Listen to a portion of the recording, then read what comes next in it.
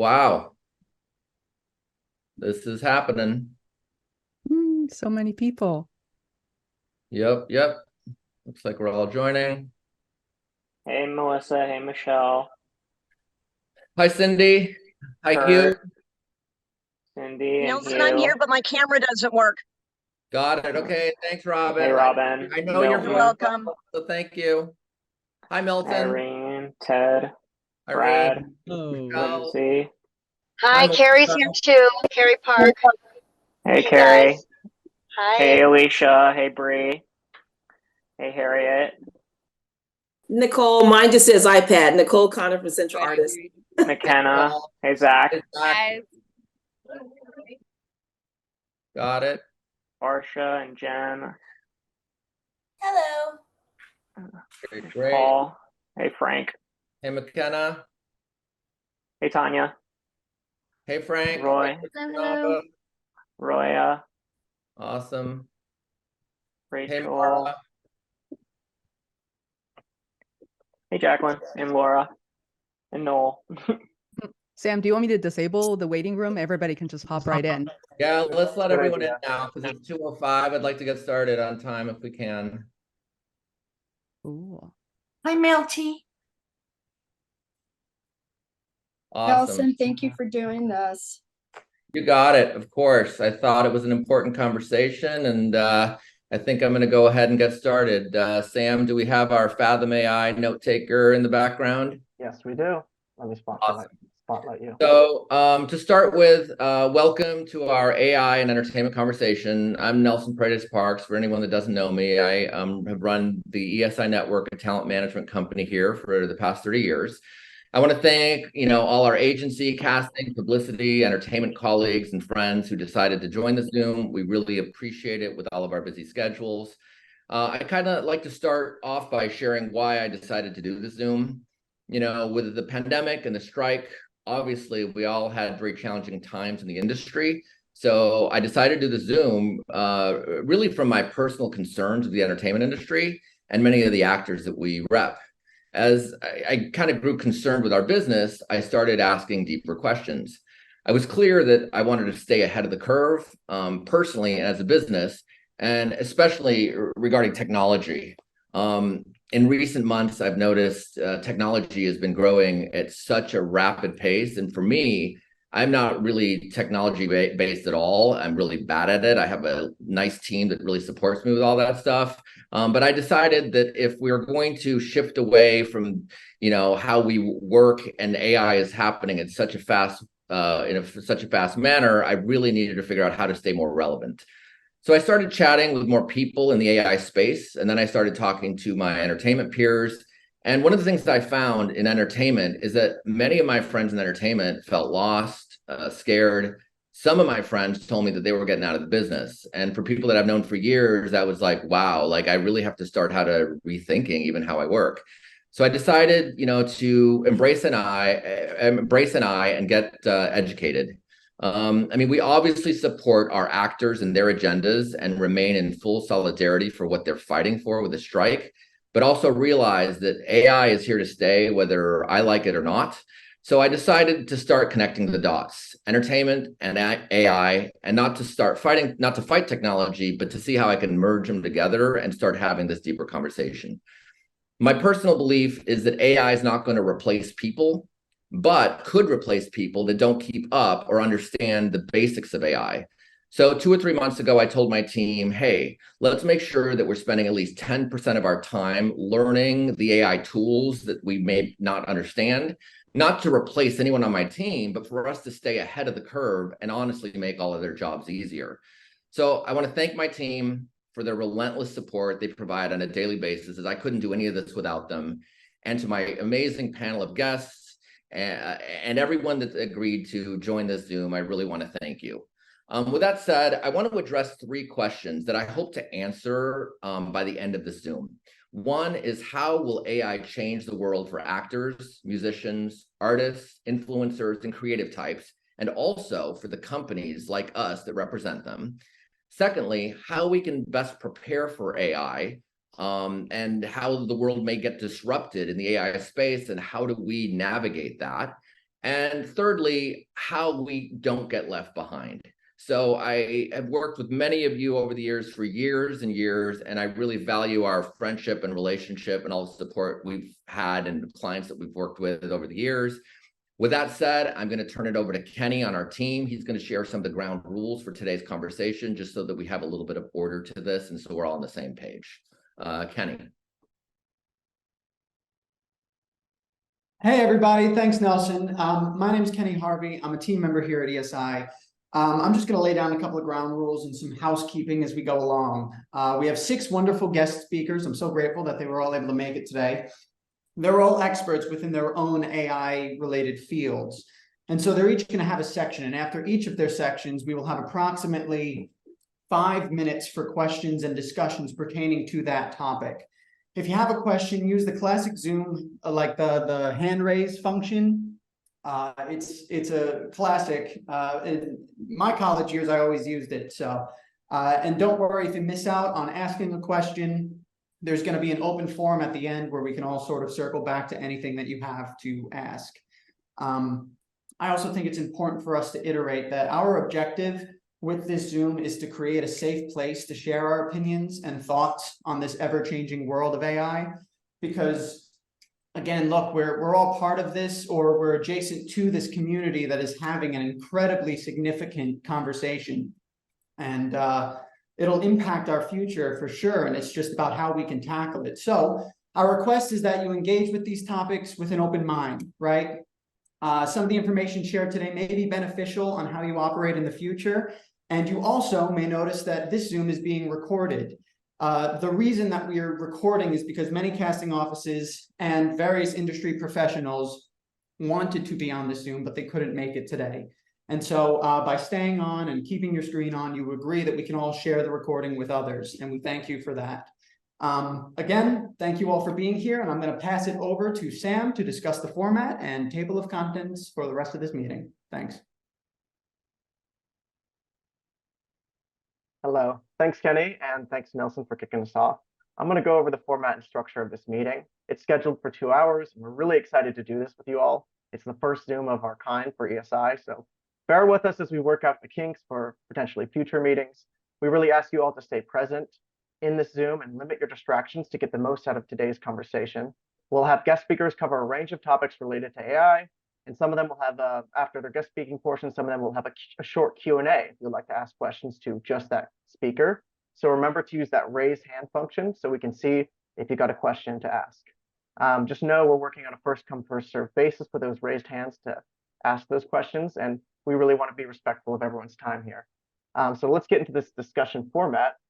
As you see here in the table of contents, we'll start with discussing what is AI, where guest speaker Shelley Goldstein will really set the conversation with a broad view of AI.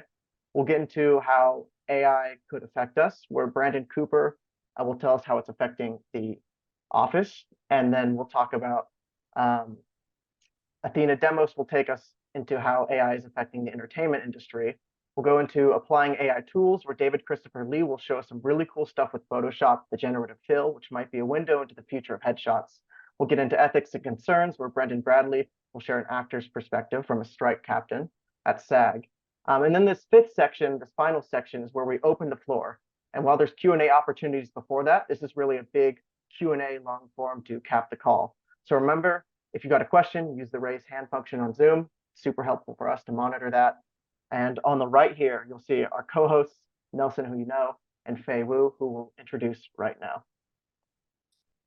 Fei Wu, I just want to introduce our Fei Wu, who's the content creator and educator for AI. Her business channel, Five's World Media, has received over 3 million views on YouTube.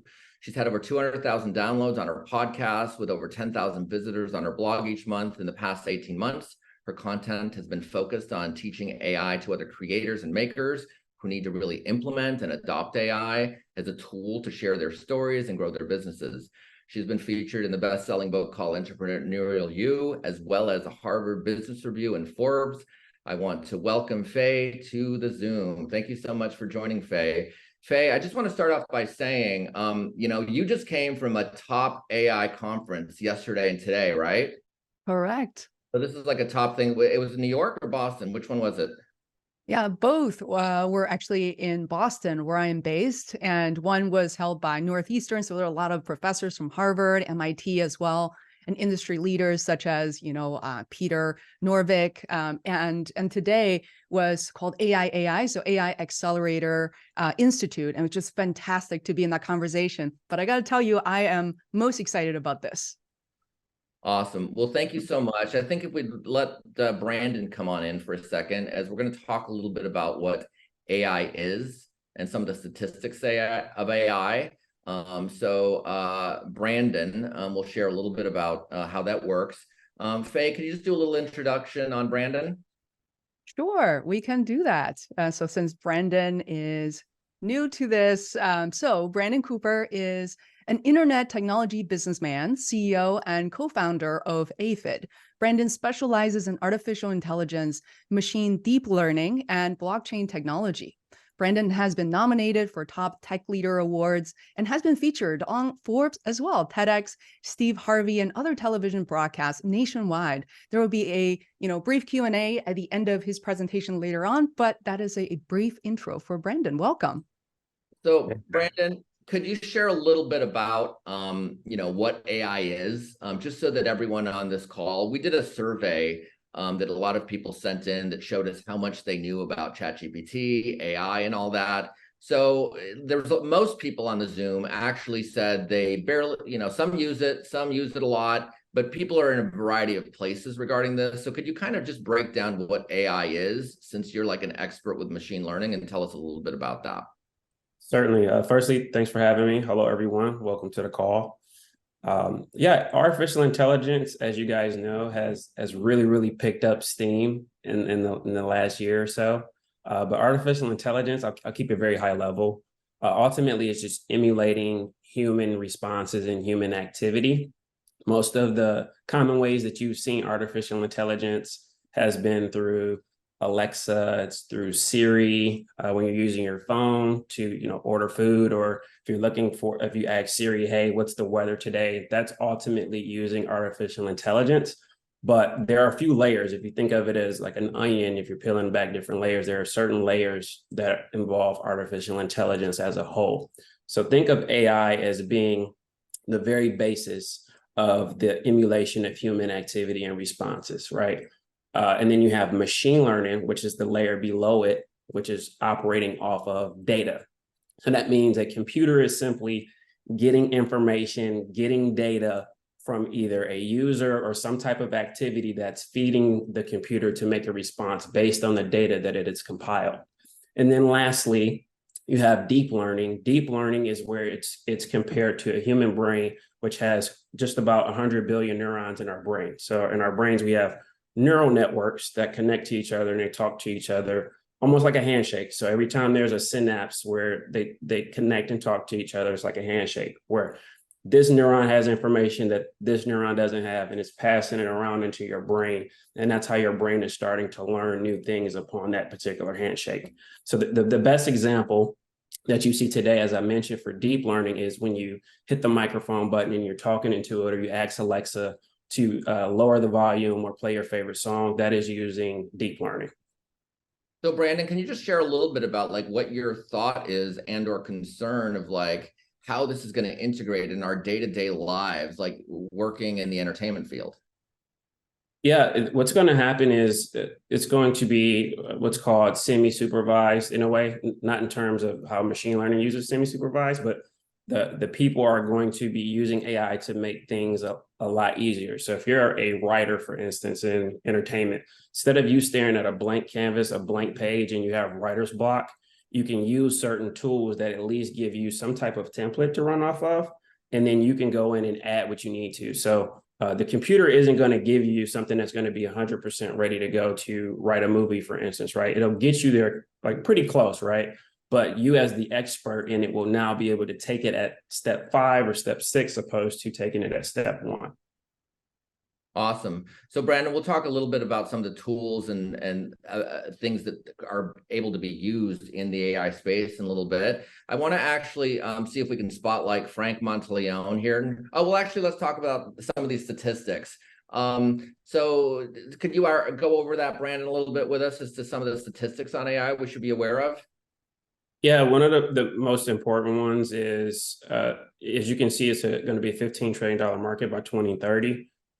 Huge opportunity here for companies and startups. But what's really ignited this AI boom has been ChatGPT, which is created by the company OpenAI, where Elon Musk is a part of that company, and Sam Altman.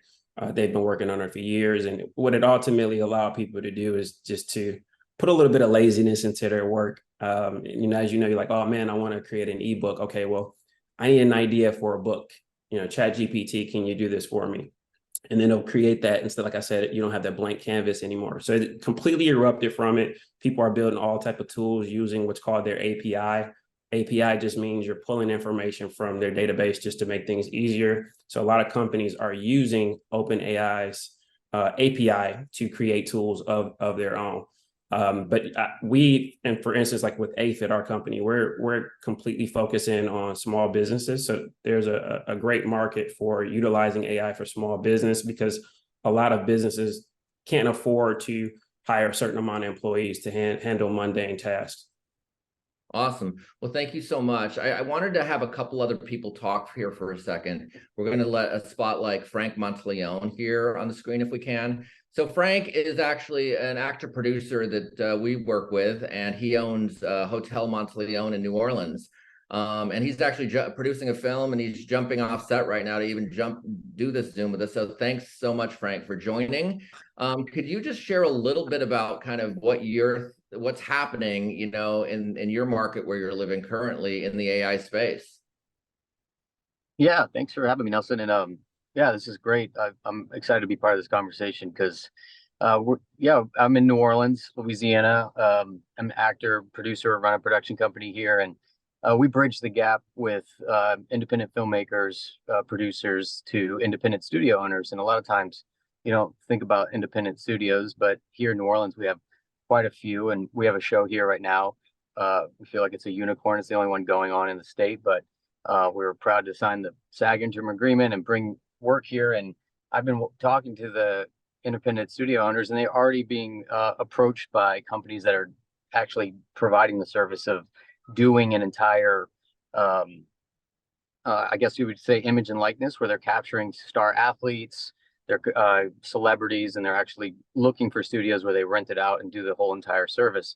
And so when I was talking with Nelson and just seeing that this is already happening, obviously it's a big concern in a lot of ways, and we just want to see how it's approaching this in our industry. And I have a friend here, Kyle, working in the VFX, and seeing how the jobs are already starting to be used and how this is being used. It's been a part of conversation that I'm really intrigued to see how honestly we can be, as you say, not left behind in it, but also utilizing it and looking after everyone. Awesome. Well, thank you so much, Frank. I mean, the last question I had for you, Frank, really is like, tell me what's actually happening. You're seeing celebrities come into New Orleans, and what's actually happening? I'm seeing actual producers and companies that are actually coming in and bringing their technology, looking for studios to rent where they can set up, and they're bringing in celebrities to actually, it's a whole function for them where they're capturing the image and likeness of personalities, celebrities, athletes. And so I was actually meeting with 2 studio owners here who've been approached by this business that they can set up. They rent a studio just like a commercial, but they set it up for a few days, and they take one day to actually take each person through, and then they own the image and likeness. And there's a whole deal behind it and the inner workings of, but it's already happening. So that's part of the conversation that I've been hearing here. Awesome. Well, thank you so much, Frank. I appreciate you jumping off set here to join this conversation, and thanks for inviting Kyle here. Kyle, how's it going? If you could just share with us a little bit kind of what happens in your world and how AI is being integrated, as I understand that you've put a lot of money behind this AI technology. Yes, sir. Yep. Hi, everyone. My name is Kyle Gordon. I'm the owner of Tower 33. It's a visual effects studio based out of LA, about mid-size, 50 employees. And we've been doing about 100K worth of R&D so far as we, get into it. We ourselves got disrupted, And so we had to take a closer look at it. And, there's the obvious intersection of our ability to scan the likeness of actors and then use it indefinitely. And that's, as we all know, a big point of contention as we negotiate with the unions right now. That's something that I had been asked to do in the past, and it never came up because it was, you had to take a whole shoot day. And now they're starting to see the financial benefits of that. And of course, we're watching that get ironed out in real time. We got confronted with our own disruption through VFX pipelines because basically, a soft example is we were doing a show, Dwight Howard was on it, and no one cleared his tattoos. And so usually we would go in and manually remove them. And, there was a lot of shots with Dwight in them. And so the studio started looking at alternative options. Could we use AI to remove these? Because there's a couple new companies coming out. And so that's the real first, wading into the water experience we had with it. I believe that it has the power to unlock storytelling abilities, but it's, there's a big burden on us as we wade into that to make sure we do it cautiously so we sort of maintain the integrity of the art we're making, and we still maintain our ability to put our human stamp on it. I do believe the future is bright with it, but I'm with you in that I think its effectiveness is really going to be predicated on us as humans and our contribution, even as it expands and becomes more powerful. Awesome. Well, thank you so much for joining here today. Fei, if you could maybe introduce our next first guest that's going to be speaking today. Absolutely. That was such a fascinating conversation. I was totally immersed. So our first speaker is Shelley Goldstein. So let me briefly introduce her. With over 30 years of marketing and design expertise, Shelley trains global audiences how to master the art of effective speaking. Working with entrepreneurs and executives, she understands the demands of the evolving workplace with its increased emphasis on leadership, influence, and AI. And she has helped hundreds of people in over 40 countries develop the skills necessary to be empowering, remarkable speakers. Welcome, Shelley. So good to have you here. Oh, this is so exciting. I am going to entertain you. Can I share the screen, please? Thank you. Join me in this. Okay. Write an emotional sentence describing a sunset. As the sun dipped below the horizon, painting the sky in a breathtaking tapestry of fiery oranges and soft pinks, my heart swelled with the overwhelming beauty of nature's final bow. Not bad. Now say it with more feeling. In that fleeting moment when the sun kissed the earth goodbye, setting the sky ablaze in a mesmerizing canvas of blazing oranges and tender pinks, my heart soared with an indescribable ache, as if the entire universe had whispered its most profound secrets in that breathtaking farewell.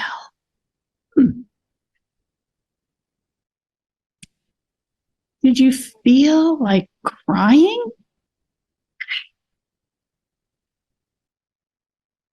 I don't have the capacity to feel emotions, so I can't experience the sentiment described in the sentence. However, I can understand and describe an emotional experience based on the input provided. Who's scared? That should not scare you. Oh, and by the way, this is not an audition. No. But what we saw from this little example is that AI lacks empathy and real emotion. We, as humans, are emotional beings. And that's why we're in the entertainment business. We're great at pulling the heartstrings of people. So emotions are not only essential to entertainment, they're essential to shaping our thoughts, our decisions, critical thinking. We can analyze, we can evaluate, we can think of ways to create and improve and rationalize. These are forms of emotional intelligence. Now, AI just admitted at the end, It does not have the capacity to feel emotions, right? But wait, it's taking our jobs. I get it. So if technology is the source of the problem, maybe it's also the solution. AI can learn. We can learn too. And that is our opportunity. Critical thinking and AI is what Disney filed over 6,000 patents. Think of the animatronics, those robot-like figures in the early days of the rides. And through building on AI over the years and critical thinking, they now have these sophisticated characters in the Avatar Park in Florida. Some of you may have seen those dancing waterfalls in front of the Wynn Hotel. That is a Disney patent. It came about because people wanted to know how can they create new effects of imaging with colors on water.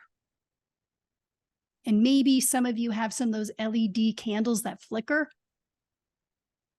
Disney patent. You can get it in the 99-cent store too, I'm sure. But in the earliest days of Disney, animation with Steamboat Willie was pretty simple, and building on that has led us today to immersive animation. We are completely surrounded by what we see. Friends of mine just the other day was at the the U2 concert at that Sphere in Vegas. It's a giant ball.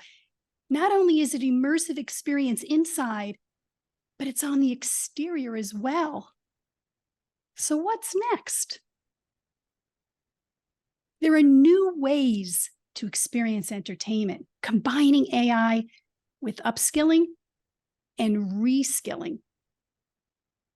Fun fact, future job reports say that 50% of all employees will need to reskill and upskill.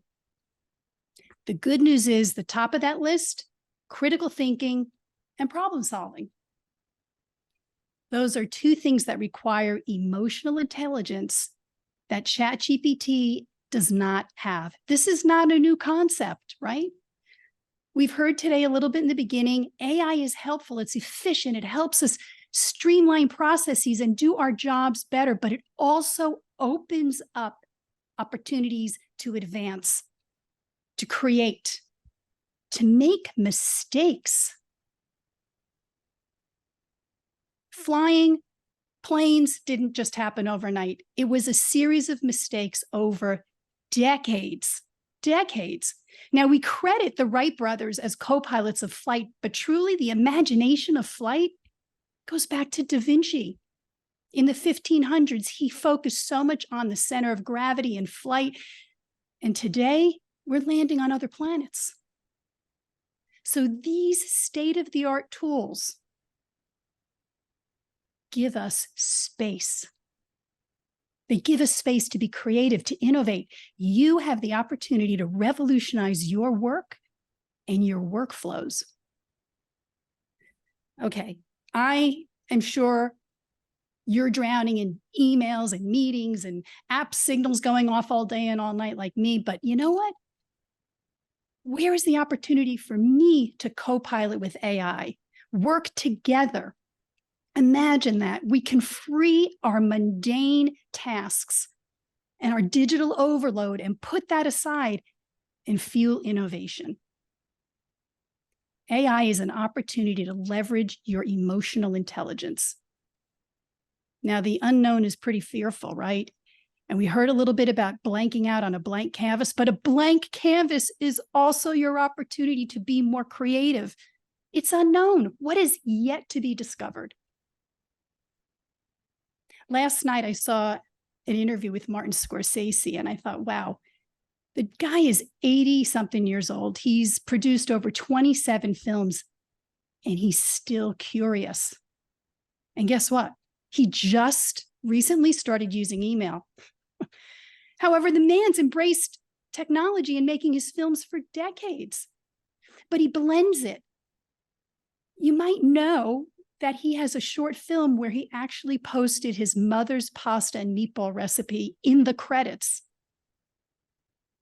Now, if that doesn't pull on your heartstrings, so today, as you're going to gather all this information and learn, I invite you to ponder the words that Scorsese said last night. There is no limit. The limit is in yourself. These are just tools, the lights, the camera, the technology, and all that stuff.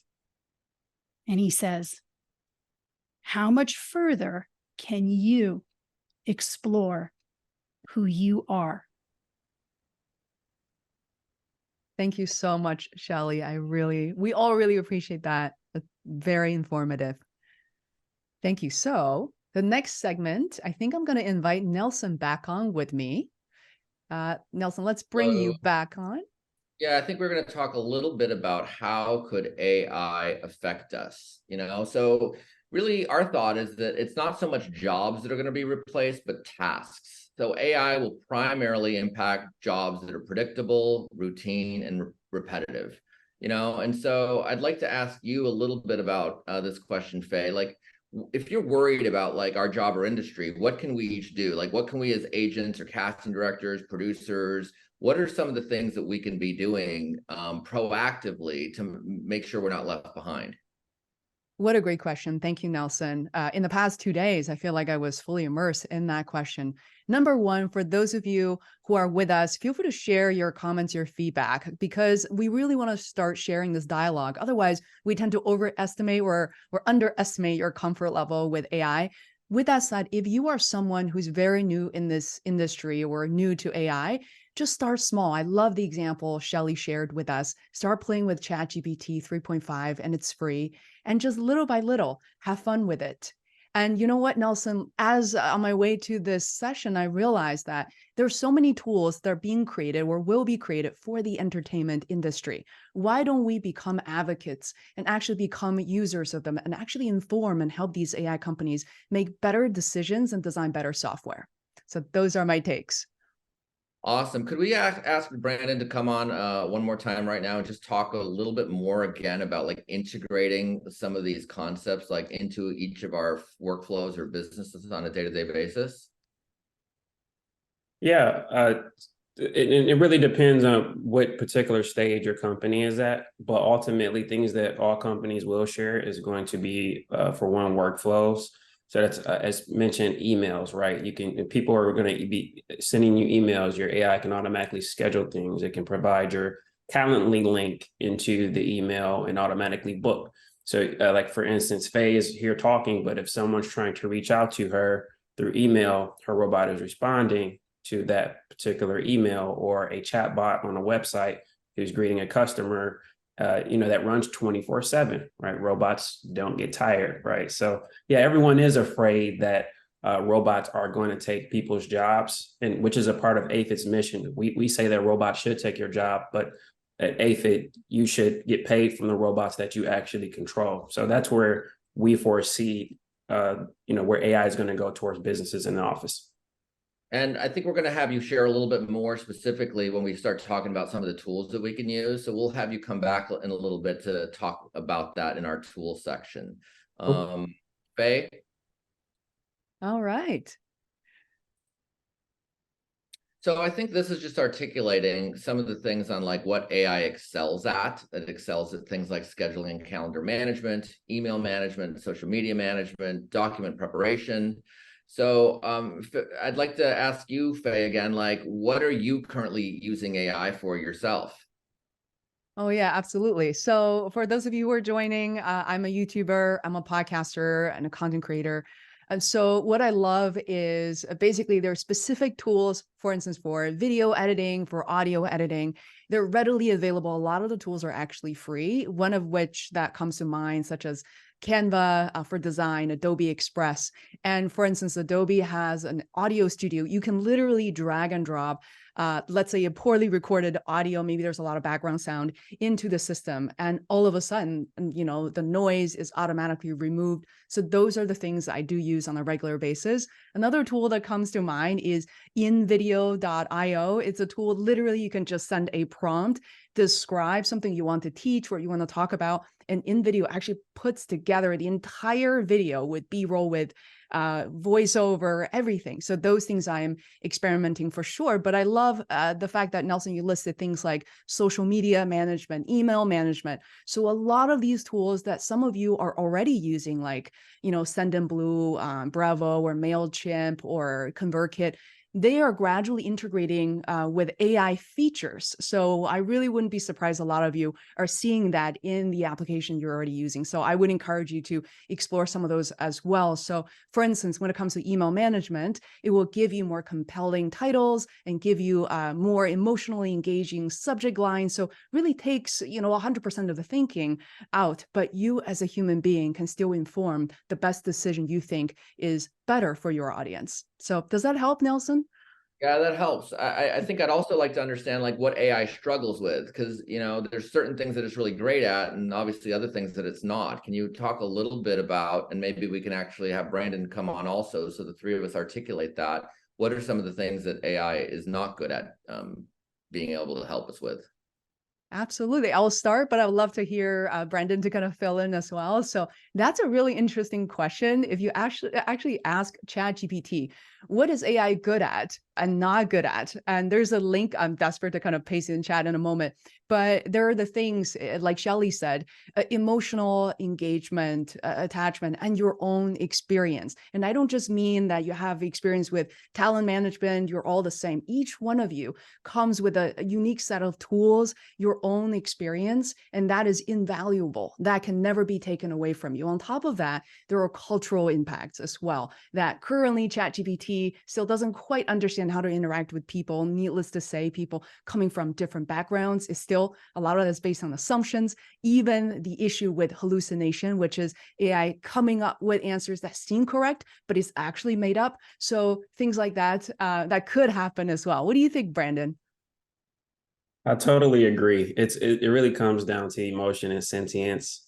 Yeah, you can have a nurse robot going around and helping people. Like my fiance, she's a labor and delivery nurse. So that emotional conversation, being able to empathize with that particular patient, AI is going to struggle with that ultimately. And yeah, you can program appeasements if people need discounts and things like that. But if you're going to a mechanic, right, and they're like, look, this is unforeseen circumstance, we're going to offer $200 off just because you've been going back and forth with us for 3 weeks and we weren't able to fix your car.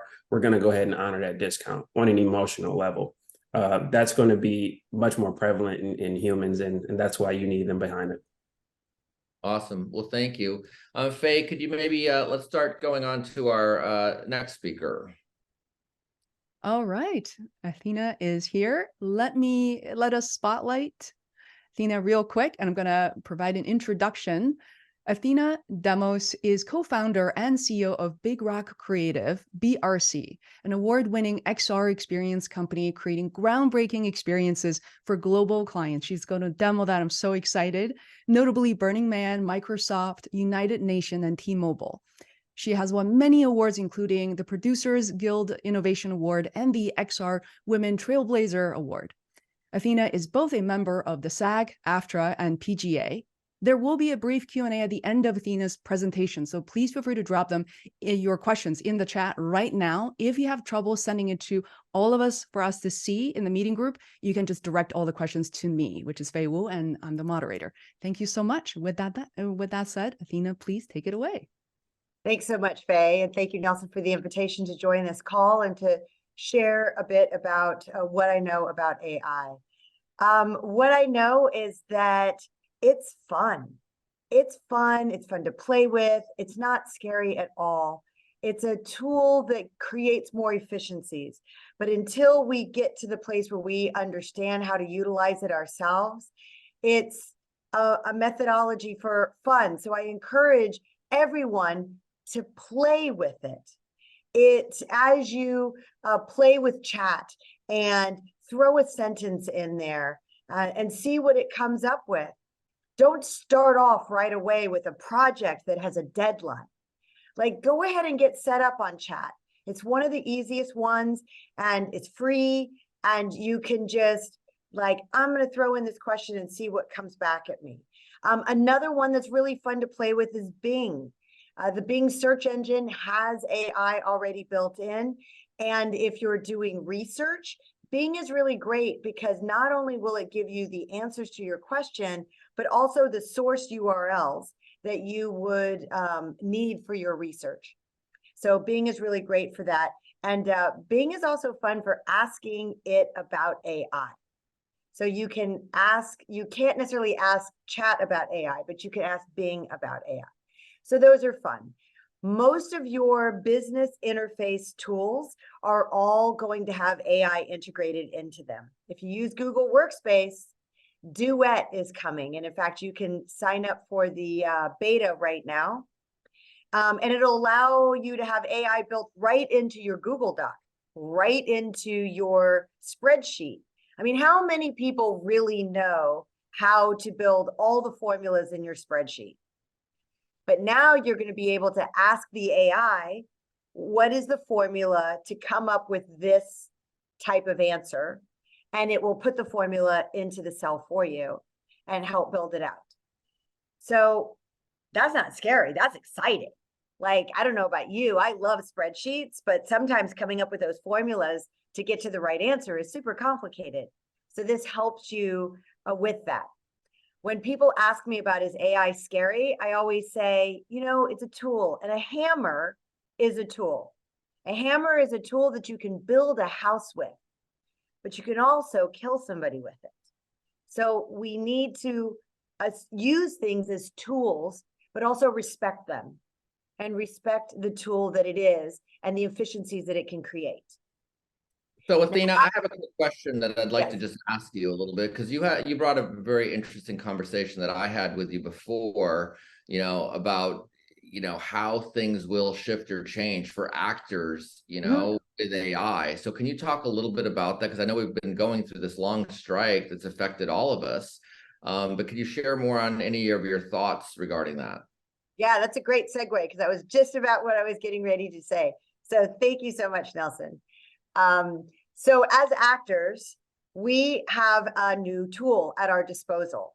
I remember, because I've been acting for quite a while, that we would get headshots taken on film, and then we would pick the ones we want, and they would get, adjusted, the color and the lighting and whatever, and then we would have to print thousands of them, and we would hand staple onto the back, 2 staples at the top, our resumes, and then those would go out to casting, and casting our agent, and then our agent would send it to casting directors, and we would stuff envelopes. It was all this manual labor. And then through time, the photographers then would take pictures digitally, but we were still printing. But we could print our resume on the back of the picture, so there was no more stapling. So that's an efficiency. And then as we went through time, all of a sudden, and I remember there was a big kind of like not uprising, but concern about the fact that we weren't going to have paper headshots anymore. And it was all just going to be digital in some database, and how unpersonal is that? And there was concern about it. But could you even imagine going through a casting and having your actual physical headshot anymore? It's all digital, and we're comfortable with that. Photography is digital, and the headshots are digital, and castings happen digitally. We made it through some of the pandemic where we did auditions digitally. We were like, just doing remote and sending in videos, and a lot of actors got really good at doing audition videos. We never had to do that before.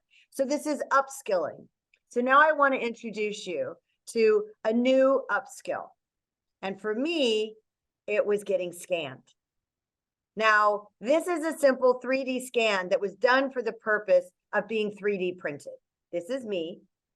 It's kind of hard to see because my camera's focusing on me and not the head. And this was just a fun little thing that I did. I was wearing the wings. I was wearing this outfit. And I did this a couple years ago, and it was just fun. It was just fun and something that I could play with. And then I had always had the intention to take the file and to turn it into an avatar. And last week when I met about this call, Nelson asked if I could do it for this call. Now, you know, it was 1 week, and I will tell you, doing this type of stuff is time consuming. We don't actually have all the efficiencies in. It's kind of like what was mentioned before, is that it takes an entire day to do a proper scan and to wire it up as an avatar and to have it as something that can be utilized. And if you want to get a face that is actually going to speak, that's even harder. But I wanted to show you, and I'm going to share my screen. I'm going to show you what a digital scan looks like, because I feel like most people have never heard of being scanned. And there are studios all over the place in LA and all over, I got mine done in Texas, where you can get scanned and 3D printed. And that's a thing, but not so much scanned and then you get your file. And I think the next step for actors is your headshot is a 3D scan. Now I'm using my mouse to turn this girl around, and you can see the top of my head. Won't be really great for guys with bald spots. Athena, I have a question on this then. So if each actor gets a digital scan, are you saying that then that's the way agents and managers in the future could make sure that we are collecting our commissions? Like, is there a structure that you're seeing? Can you talk a little bit about that? If I pay to have my scan done, therefore I own the IP of my scan. If I own the IP of my scan, I can license that scan to a production on a per use basis. Just like we would with, if I shoot a commercial and they decide they want to take that footage and use it for a different commercial, they have to pay me for that other use.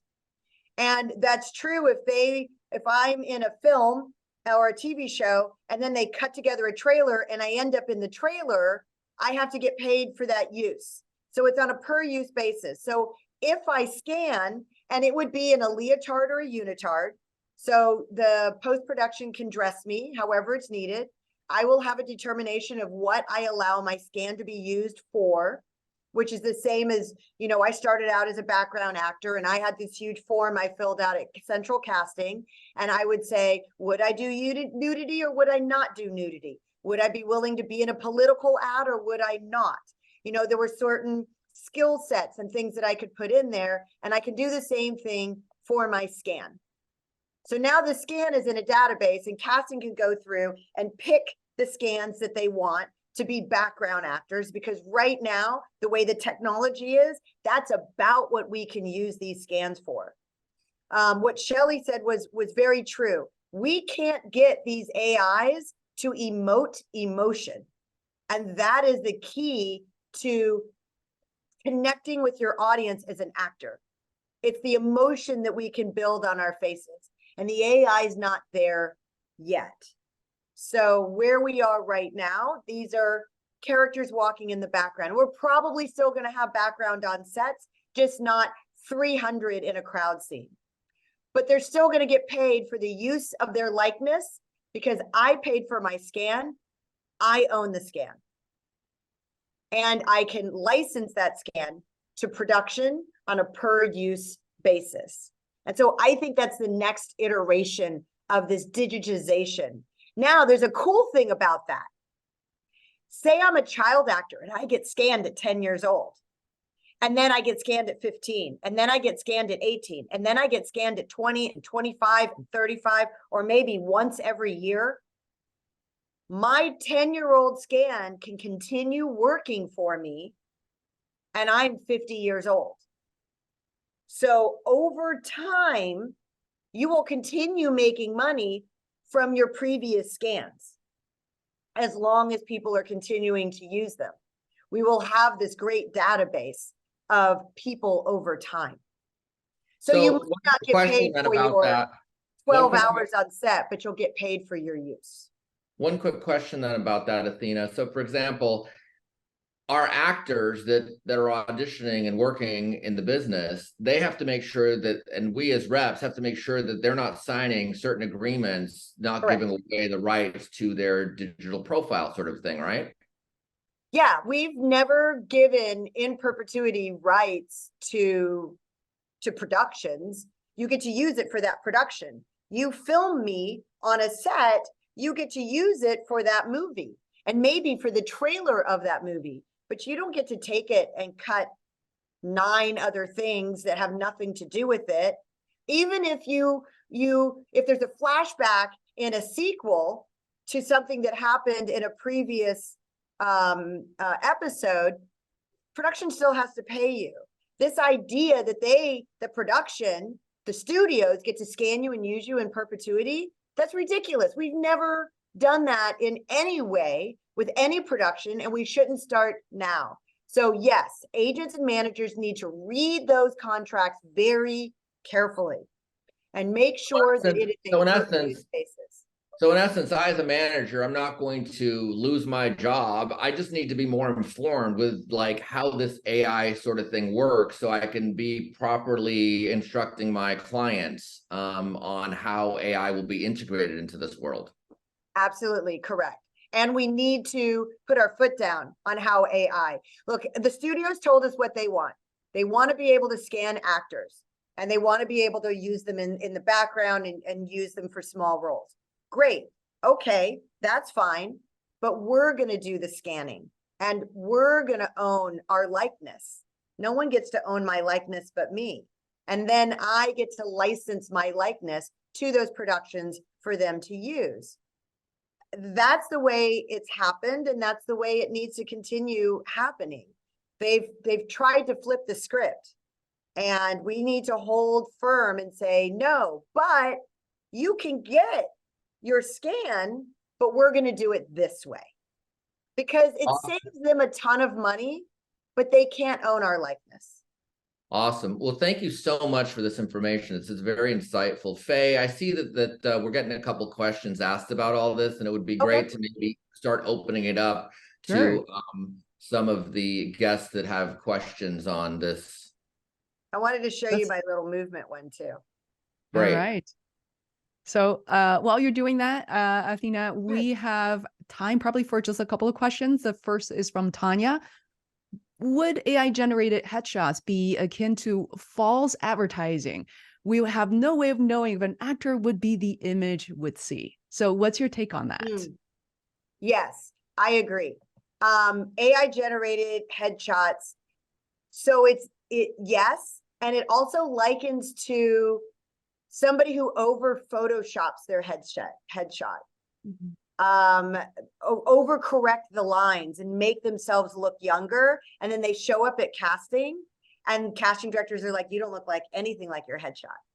So an AI generated headshot or an over photoshopped headshot, an overcorrected headshot, you need to look like your headshot. You need to look like what they're going to cast. So yeah, casting directors beware.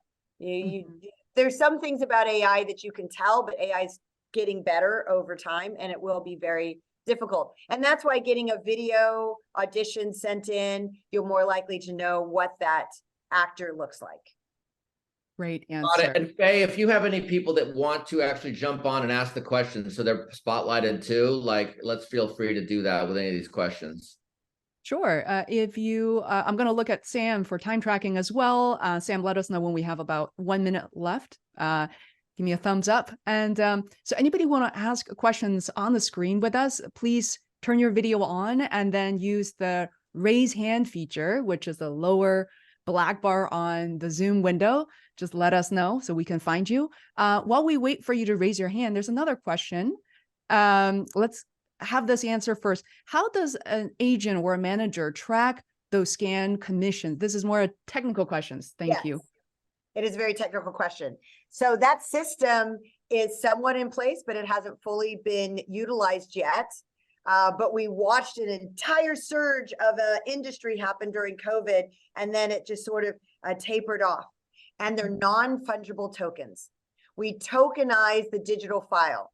So what tokens allow you to do, a non-fungible token, is authorization of ownership. So it says who owns this digital file. So if I NFT my digital file, I can license that NFT as many times as I want to as many productions as I want. When they use it, the use of it and the licensing of it gets recorded on the blockchain. And I know this is getting technical and not a lot of people understand what the blockchain is and what that system is, but basically it's a little piece of digital information that is embedded into the code of that digital file. And when that digital file is used or streamed or shown or edited or adjusted or licensed or purchased, you could actually sell it outright. That gets recorded on the blockchain, and those transactions then equate to funds that make it back to either the agent and the manager and ultimately back to the talent so that we can get paid. That is the best use of this system that got put in place for selling, digital art. I'm a piece of digital art, and we have to think of it that way. Fantastic. Nelson, I had a question really quick, just to piggyback on, and I know I had asked this to you last week, Athena, and one of our people who asked this question as well said what stops studios from just creating their own AI characters and just doing away with actors altogether, which, to be fair, we've already seen, and it was spotlighted to not very great reviews, a Disney film where there was a basketball game going on, and there was like maybe 10 fans that were legit background people, and then the 90 behind them were all just, it was done by VFX people, and it was very expensive, but at some point it's going to be done as AI that the studios would do, and you're doing away with all these, big Marvel sets of 300 background people or Game of Thrones. So what is to stop studios from just getting rid of actors altogether, speaking roles, as you were talking about, at some point where it's going to become a talking, mechanism, not soon, but not in the next year or two, but maybe in the next 5 years, then you're getting rid of, actors being able to actually act, and instead you're just licensing stuff over and over again. Right. So it becomes the thing that's special. Like you can buy a commercially made water bottle and it's like 15 bucks. But if somebody hand blows the glass and they have the artistic handmade, when something's handmade. So when an acting role is done by a human, it will have more value. It actually makes what we do as physical human beings more valuable by adding these AI characters. The AI characters will then become as we used to call, straight to video movies that they're just churning out, like the kids' cartoons that they just churn out as quickly as possible. That will be the realm of AI. Doing like the huge crowd scenes, they're already doing that with visual effects. But the ones that are closer to the main actors, those end up being background players. That's the people that the studios want to scan, because you can tell. I mean, the AI is still giving us 6 fingers or 3. Like, they're still not getting the hands right. And the faces, when it's purely AI, is still uncanny valley. And that's why they want to scan us. They want to scan us because they're trying to get away from the AI doing these weird things that we can tell is not an actual human being. So we still have a place, because that magic value that comes from something being handmade. When a rug is handmade, or you can just buy a rug. When a piece of ceramic is hand spun on a wheel, you'll pay more money for it. Or you just go buy a mug at Target. It's like, what do you want? Do you want the handmade artistic thing? We're artists. Let us be artists. Or do you want the commercially made factory thing? That's AI. And so that's just what it does. So all of a sudden now I have more value. Thank you so much, Athena. Absolutely agree. Great presentation. Thank you so much for the questions. I think our And Athena, time you is still have up. Athena, you still have something else you're going to share with us today, right? No. Was there another? Oh, got it. Okay, so we're on schedule then. Awesome. Yeah. Well, thank you. So, Fei, let's keep moving. Let's do it. I believe Sam's going to share the slides right now. We're going to talk a little bit about understanding AI tools. And I think to start with, you have a sheet up here that we're going to talk a little bit about. This is a sheet that we put together for people just to try to understand. If you don't know where to start with AI, this guide will help you find the tools you want. So for example, if you need an AI assistant, you can use things like ChatGPT or Google Bard or Motion AI. I simply put this sheet together, honestly, at the beginning of this for myself, because it was just, as I was researching AI, I watched hundreds of videos on YouTube and lots of places that I was researching, and the whole thing was just like very hard for me to understand. So this document helps me go have a structure to it. If I need an assistant, these are some of the tools. If I want to generate images, Midjourney, Dolly, Bing Image Creator tools I can use. If I want creative help, these are the tools. If I want an assistant note-taking structure, these are some of the tools. Let's actually showcase one in person so people can actually see what this looks like. We'll start with Fathom AI. Right now, we actually have Fathom AI recording this whole conversation. And Sam, will you kind of show us a little bit about how this works when we're taking meetings with agents, casting, or all of our clients? Show everyone a little bit of what we actually do for meetings here now. Sure thing. Let me just share my screen and show you. So Fathom AI is like the Zoom attendee. It's in the chat right now, or the call right now, like Nelson said. It joins your call and it transcribes everything. So I'm going to show you one I did of an intern interview I actually did with an intern we ended up bringing onto the team. Cole, can you all see this? All right, great. So as you can see, it transcribes everything said, and you can click on it throughout this it'll pinpoint that within the call. So I can jump around the call. I can see where things were said within context. And it has this just great interface for just understanding your call because it records everything, transcribes it. Another great feature is this questions things.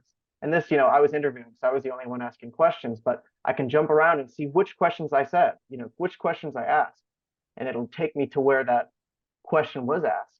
And so, Sam, question on that then. So this is not going to replace you as an assistant here on the team. This is going to actually have your job be more effective so that when we have something that we need to have access to quickly, you can pinpoint, what was said in that conversation, correct? Yeah, it's a game changer. It frees up my time to do more because we used to have a team member to actually, take notes the old-fashioned way. Now we have this great thing. I can search words in the chat right here. It gives me this great, just multi-paragraph summary if I just need to understand what happened without the time to actually watch the full thing. And yeah, Fathom AI has just really taken us to the next level by integrating AI in a way that elevates our productivity instead of replacing our employees. Awesome. Well, thanks. That's really helpful to understand. We're also, when we're needing to use visual representations of things, we're using something I think called, what program? Midjourney, right, Sam?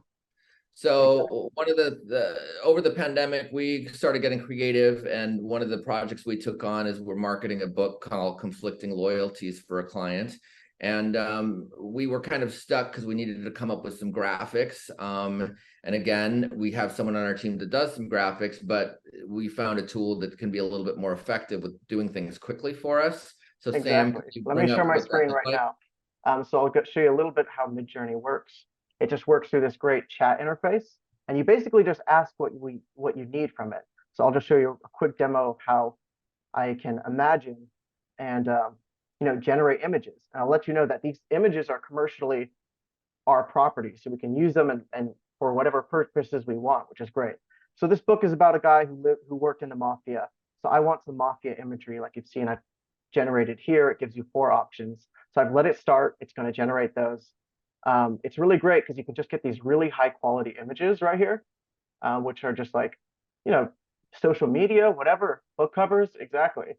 So it's generating this one right now, and you're going to see 93% done, finished. So let me tell you exactly how we use this. And specifically, I showed Fathom AI where I was interviewing Cole. Well, we brought Cole into the team and he did some really exciting stuff with this. So this is the original book cover for Conflicting Loyalties. And we just thought maybe we want an alternative one that is more, I don't know, graphically popping. So we generated this image with Midjourney, which felt like went with the story better. Then we just used a Photoshop generative fill to do that top and bottom part. And then just slapping some text on and additional graphics, we pretty much had a fully ready to go cover of this book that we're marketing. And it happened so fast. This got done in a day. We own it. It's great. And it's just another way we're using AI to leverage our skills and really produce more and be more efficient.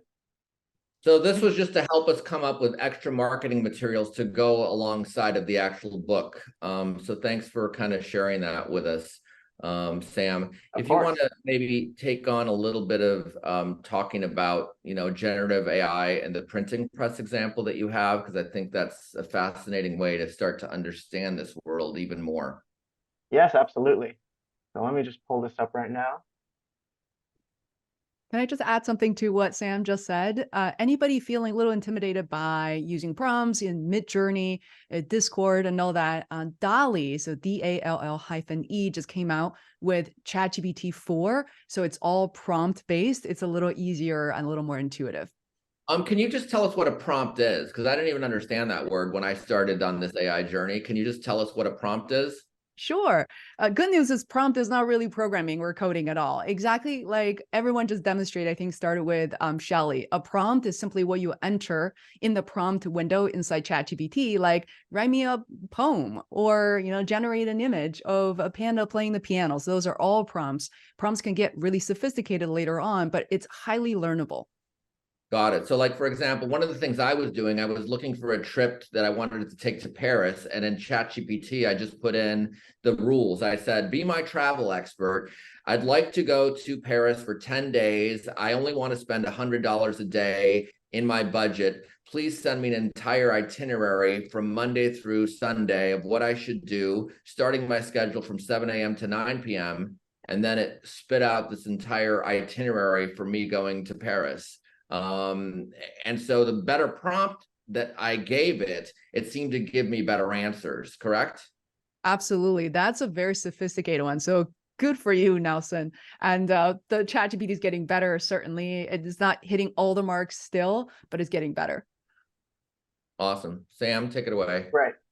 So generative AI, it's crazy, people. I mean, generative AI, simply put, it's AI that generates, be it writing with ChatGPT, be it images with Midjourney, like I just showed. There's also generative AI for videos. Generative AI generates things. And the best way to understand the scale of this impact is by looking at history. Before the printing press, literacy rates were low. A large reason why this was the case was that literature itself was uncommon. It was inaccessible and expensive to produce. The only way to get anything from a book to a flyer made was to have someone actually hand write it. And now the printing press was invented, and it allowed anyone to publish in high volumes and consistent quality. So instead of having to pay someone or charter someone to write everything by hand, the creation of literature suddenly became affordable and accessible. Publishing became accessible to common folk. So generative AI is kind of like the printing press to the nth degree. It's the printing press for creation. Creating anything is quickly becoming possible for anyone. If you have a very specific image you want to see, you can just ask for it and prompt for it, like I was doing in Midjourney. If there's a specific video you want to see, you can do that. Same with music and like beats. If you need something like that, you can soon just get it just by asking for it through the printing press of generative AI. And so just like how the printing press divorced publishing from handwriting, generative AI is divorcing many things from the skills it once took to create. With generative AI, we can create paintings without painters or paintbrushes, videos without cameras or videographers. Wait, Sam, though. So what I'm trying to understand, though, if you're saying painters are going to be replaced in all of these categories that you just listed off, that's where I have a concern about like us using AI. That's a great concern, and ultimately a great philosophical journey for all of us as we go through this. Generative AI ultimately lets everyone create without the skills it once took to do so. Now everyone's a painter. Now everyone's a musician. Now everyone can do all these things that used to take years of practice. Got it. Well, thank you. That helps us understand this a little bit better. Yeah. Fei? All right. I think next up we have David Christopher Lee. Is that correct? Fantastic. All right, let's spotlight David. Meanwhile, I'm going to give him a brief introduction. David Christopher Lee is an SEO content expert and uses AI to complete his SEO writing and photography projects. David's work has been published in major magazines like GQ, Vogue, InStyle, and People. He became the first official digital photographer of the Teen Choice Awards, MTV Movie Awards, Billboard Music Awards, and was the first in the space to publish fashion editorial online. He started davidsguide.com, which became one of the largest luxury portals, including 5-star properties and Michelin star restaurants. There will be a brief Q&A at the end of David's presentation, so please feel free to continue leaving your questions there.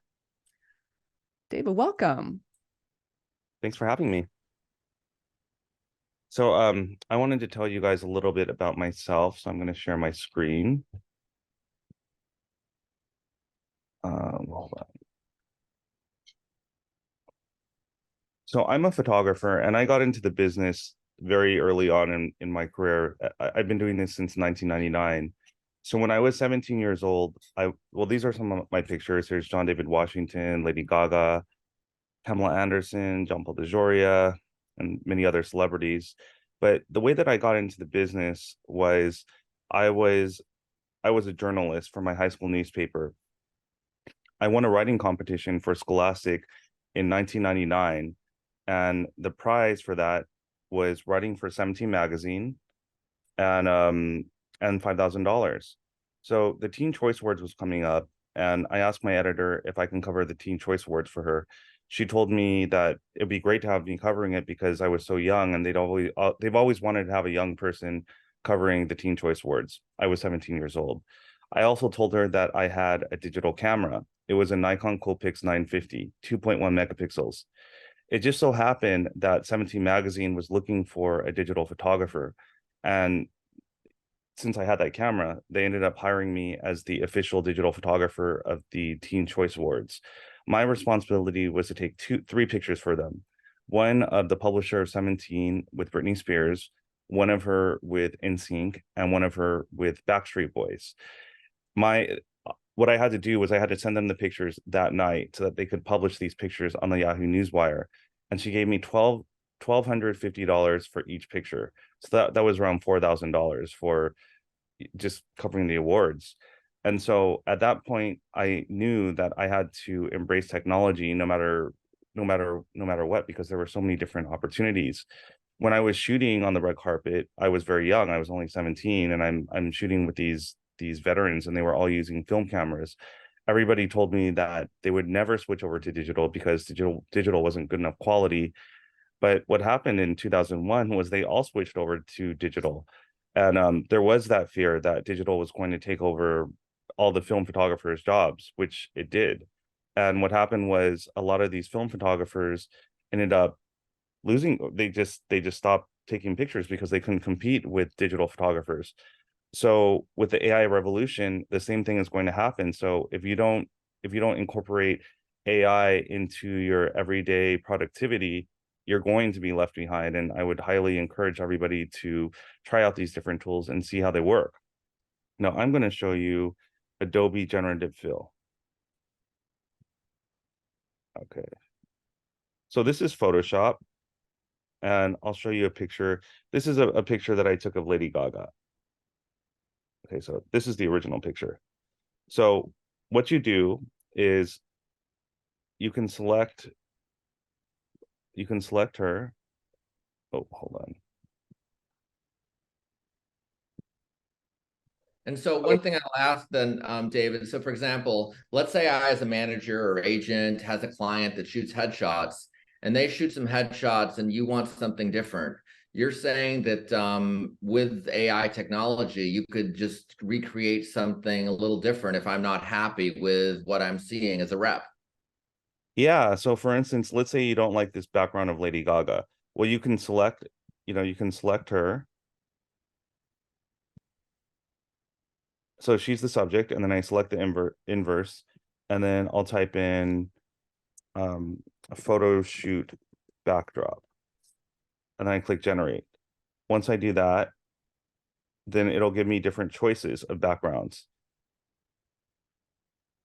What if I want to put her like on a background of a beach? Yeah, so you can select her. Just a minute.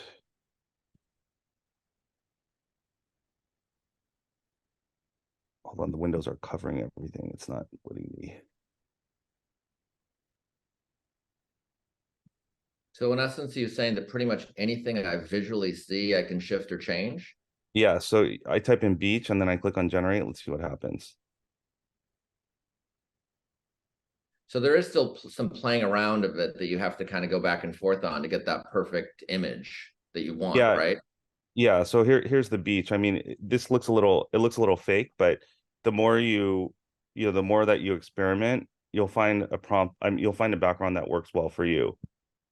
But you can be really creative. Like if you wanted to put cards in her hand, you just draw a little circle right here, and then you go generative fill, type in cards, and then it'll make some cards. Or if you want to put like a little dog. So then I have a question for you then. So let's say you're a graphic artist though, like is my job as a graphic artist going to be then just fully replaced? Because I'm concerned with all my friends, obviously, that, are graphic artists. Well, if you're a graphic artist, then I would suggest that you learn AI. There's so many AI tools for graphic artists too. So if you learn how to use these AI tools, then you'll be ahead of the game and your job will not be replaced.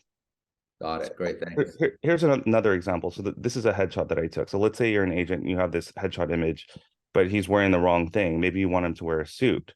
So you can select his outfit and then type in suit and then click generate. And then it'll give you different options. Well, that's doctor uniform, t-shirt. Wow. So the background, the clothing, you could even put a hat, you could put a hat on him. Like this. So again, I guess what I hear you saying is that every one of us in whatever industry we're in, we just have to figure out how to use AI as a tool so that we stay relevant and moving forward with what we're up to. For sure. It's like for me using the digital camera in 1999, that put me way ahead of the game. For those other photographers that never switched over, it was just very hard for them to compete with digital photographers. So you just have to keep on progressing and adopting these new technologies. Got it. Wow. Well, this is just amazing to be able to see. So if you're a rep and you want to shift something different in a photo that you think will get better results for your actors, at least we know there's a lot more possibilities now that we can be using. Mm-hmm. For sure.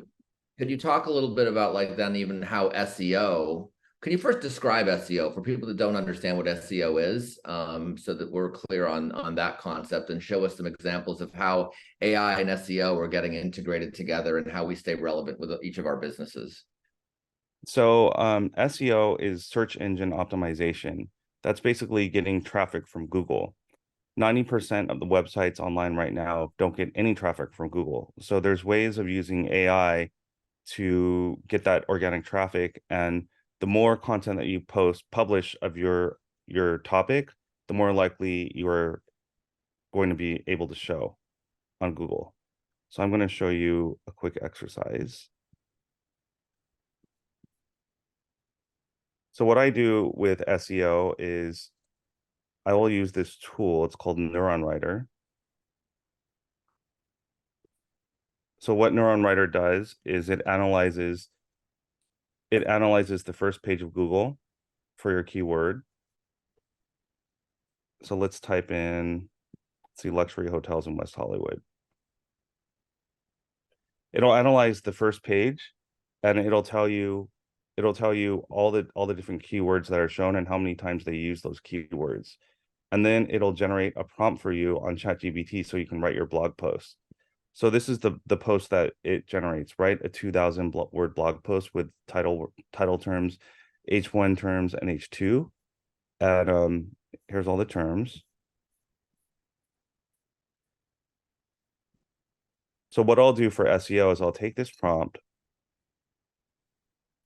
copy it. I'll take that and then I'll post it into ChatGPT.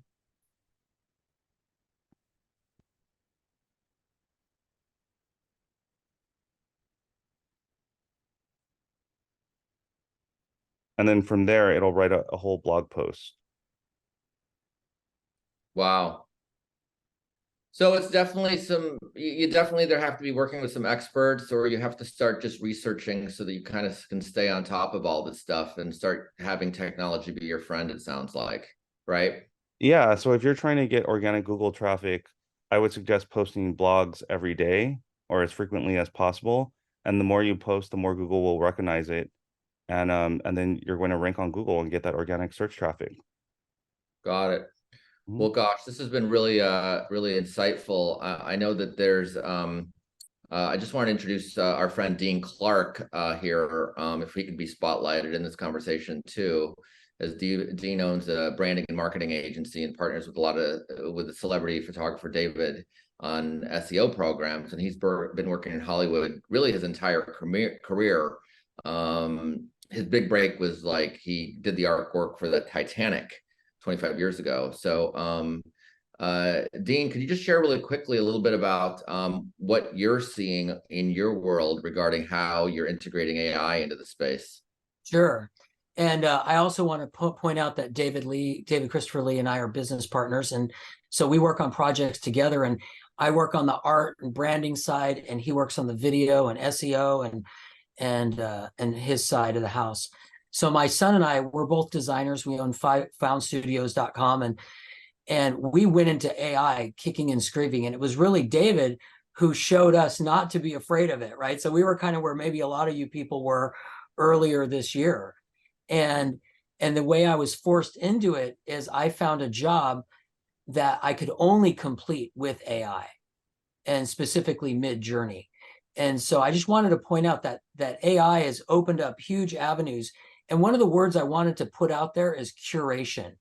You know, anybody can go into a museum and throw a bunch of paintings on the wall. Why do we need curators? Curators are able to look at all the content and actually build an art show or showing that you actually want to visit, that has emotional touch points and brings art together that nobody would necessarily put together, but they have wonderful perspectives for you to see as a visitor of the gallery. And so the same thing as a graphic designer that has thousands of pieces of clip art to choose from. What we serve as designers is curators of all those pieces of art, and then we amass them together into something that's actually created by hand.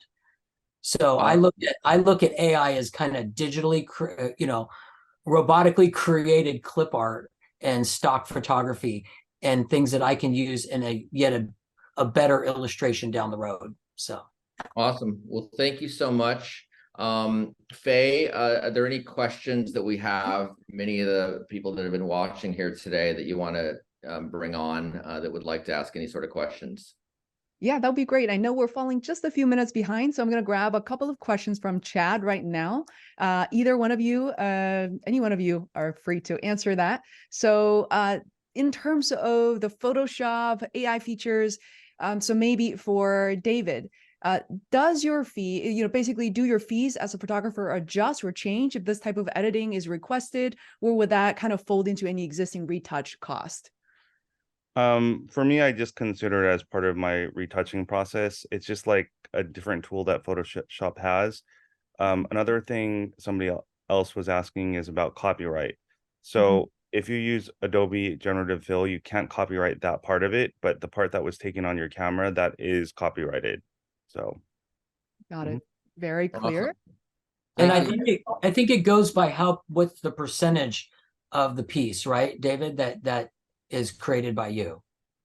So if you create the entire thing and 90% of it is generative fill, and you have a little tiny head stuck on a digital character, that's going to be a harder thing to copyright than what David does, where it's the main subject is his art, is his hand generated photo. And so it is copyrightable. Yes. Awesome. All right, let's take one more question. Is that okay? Yep. Okay. Cole, is that you? Your name says iPhone. So yeah, please ask your question. Can you, I think we're having some audio issues here. Yeah, I don't think we can hear you, even though you have unmuted. Yeah, if you don't mind, you can type your question. Yeah, I'm sorry. I thought I wasn't sure if you called on me or not. Is that me? Sorry. Yeah, that's you. You're being spot. Yeah, like right now. I'm a tech head, and of course, I hear that a lot of like, hey, get with the times or get left behind. And to some extent, I agree with that as a filmmaker, as a creator. But I am curious, what is the conversation about regulation? Because I think it's easy to say get left behind, learn it or get left behind, but then it's like very true. But I don't hear as much conversation on the regulatory side of it. How do we build into the language of the contracts we create, the agreements we make? Like, and that's a big question. It's not something I can necessarily answer now, but just something I think about as I go, this tech is cool, but to just say, hey, figure it out or get lost. It's like, yes, but also how do we ethically regulate that in a meaningful way that doesn't just say you're going to get stuck and you're going to be out of a job? I'm just curious. It's a broad question, I know, but I think about that a lot as a filmmaker, as a creator, as an actor who also likes tech. I want to do it the right way. Just a broad topic. Don't need to answer it in full, but that's just my thought. Yeah, can we have Brandon Cooper join us right now so he can answer this? Certainly. Great question there on regulation. So the SEC has actually put artificial intelligence regulation now over crypto because they've been dragging their legs on crypto for the last couple of years. But Gary Gensler and the rest of them have now put that at the forefront. Elon Musk, Steve Wozniak, other people, I think they have over 1,100 signatures on how fast AI is moving, where they really wanted to pump the brakes to say, how do we slow this thing down for it to not get out of control? Because there are other concerns outside of just job replacement, like deep fakes and things like that have huge effects on for those who don't know what a deep fake is, it basically like takes your face off and you can take your face and put it on Donald Trump or Barack Obama or whoever, and then it actually looks like it's actually them, but it's not.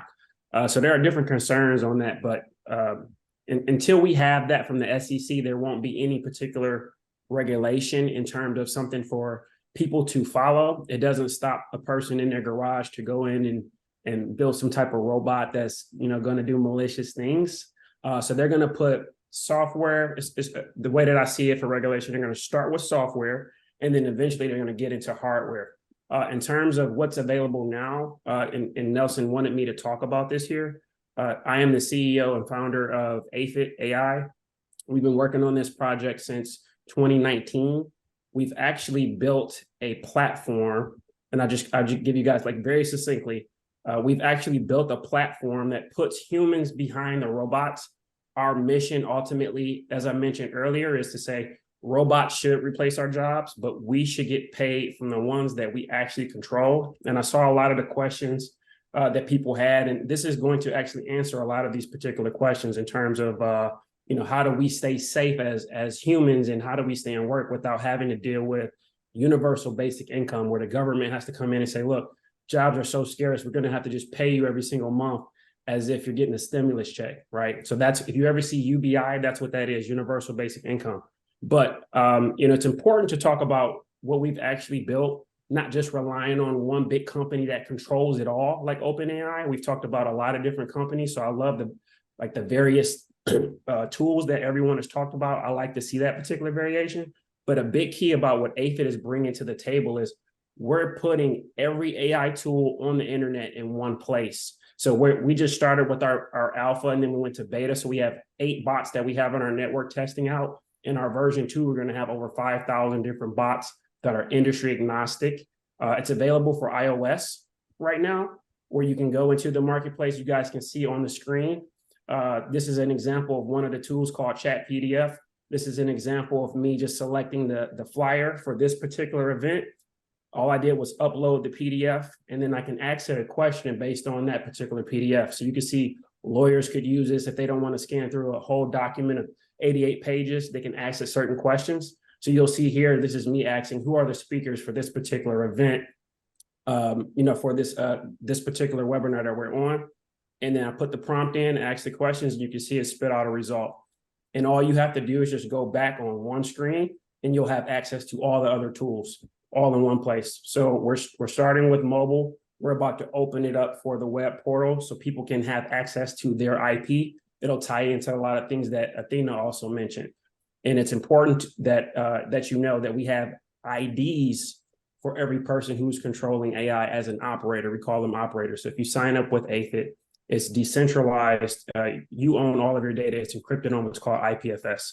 So shameless plug, go check it out. You'll be able to track all of the hours that the robots have done all over the internet. It's going to push all the data into one place. So every time your robot does a task, it'll notify you, as well as when you've earned commissions from each particular robot. Awesome. Wow. Well, thank you so much. That's very helpful, Brandon. I think that transition us well into the conversation about what concerns we have with AI. David, thank you so much for sharing those examples, as that was really super helpful. So, some of the concerns with AI, we wanted to identify certain questions. One of the things that we've looked at is that 75% of consumers are concerned with the rise of fake media, which is something you just brought up, the concept of fake media. So the question I ask is like, what is real and who can we really trust? What happens to my current job or industry? Like, who really owns the IP? What happens if someone creates art, songs, or literature for free? Like, can anyone soon that doesn't have experience be able to use that? One other large concern, Sam, if you can switch the slide to the next page, is privacy and total surveillance. So my question becomes, what happens when every Zoom meeting is recorded and transcribed? I mean, obviously there's a plus that we have all the information in one place, but the negative is that we have to watch our every word. Then the question for me is that Zoom meeting admissible evidence? So Fei, I know that you had a thought on that you'd like to share about one of the guidelines that Zoom has in place, just for us to understand that. Yeah, absolutely. I saw this type of questions kind of came through quite a bit in chat, and maybe it's something we can even discuss in a future broader conversation as well. But right now, literally in the past week, this meeting is very timely. That not only Zoom, but Google, Microsoft, IBM, all of them came out with this policy standard document. It's not perfect, but it's basically reassuring people that what you end up recording, what you end up capturing through AI, it is you. It belongs to you, your corporation, your company. Now, I know that's not really the perfect answer. People wondering what happens before then. But in general, I think what we want to do is have an open mind. And, for example, when we're recording the AI, using Zoom AI, we're using any recording functionality, we want to announce it to the attendees. And it's a feature that Zoom does have built in. But in general, if you're going to kind of get into any details that you don't want it to be recorded or captured, and you can always turn that off. You can inform people in the attendance as well. So I think that's definitely the best practice. I do want to add one more, which is, for instance, if you're using ChatGPT or DALL-E or Midjourney to create content, whether it's written or imagery, you can absolutely use a disclaimer, and it's highly recommended on your blog. So I hope those tips are helpful. Awesome. Thank you so much. As I continued pondering, I asked myself, do we become a more ethical society, or do we become a more litigious one? One of my concerns, and I found this from a video that I was watching, and I think I want to have Cole on our team show this example and kind of explain a little bit of what this is. But in China, there are so many cameras everywhere. And Cole, can you talk a little bit about this? You gotta unmute your audio. Yeah. Hello, there we go. Am I audible? Yes, we can hear you. You are. That's fantastic. So yeah, this is something that really interested me while I was helping out with research for this presentation. This has been going on since 2017. We can see here, it's a billboard in China. If you jaywalk, it uses a very, very simple facial recognition algorithm that we all have on our iPhones now to scan you, put you up on the billboard along with your contact information, and sort of publicly shame you for it. And regulation was brought up a little bit earlier, and that's something that's going to be very important to look at in China, especially because China is always at the forefront of technological advancement, and no different with AI. So this kind of stuff that we're seeing here could be very easily implemented into anywhere. Got it. Well, thanks so much for bringing up that example. So again, you know, the degree of that sort of surveillance, obviously the pluses is that it hopefully lowers crime, as China has definitely had less crime. But at the same point, like, do we as in a society, do we, you know, want to have that sort of scrutiny always being filmed? So it's just something for us to think about as we're choosing to use certain AI models or tools. I just want everyone to kind of step back and say, should my business use this? Should we not? Should we use it? What should we do as a team? Let's talk about it as a staff so we can start figuring out what are the best uses of AI in your personal life so that you can use AI as a tool, but not be controlled by it. Last question I had there, if you can go back just 1 second there, Sam, was what are the costs of tracking and measuring everything? So it's just a question, you know, if we track everything and measure everything, what does that look like for our life? Do we want data dictatorship? So again, these are like some very doomsday kind of concepts or questions, but I want us as a entertainment community to be asking these questions of each other so that we can really come up with like how we as an entertainment community integrate AI in entertainment. With that being said, Fei, if you could announce our last speaker today. Absolutely. Thank you so much, Nelson. So welcome. Next speaker, we have Brendan Bradley, who is a multi-award winning actor and creator, known internationally as America's scrappy storyteller, with over 100 films and television credits, over 50 million views online, and recognized as a pioneer in live theater in virtual reality.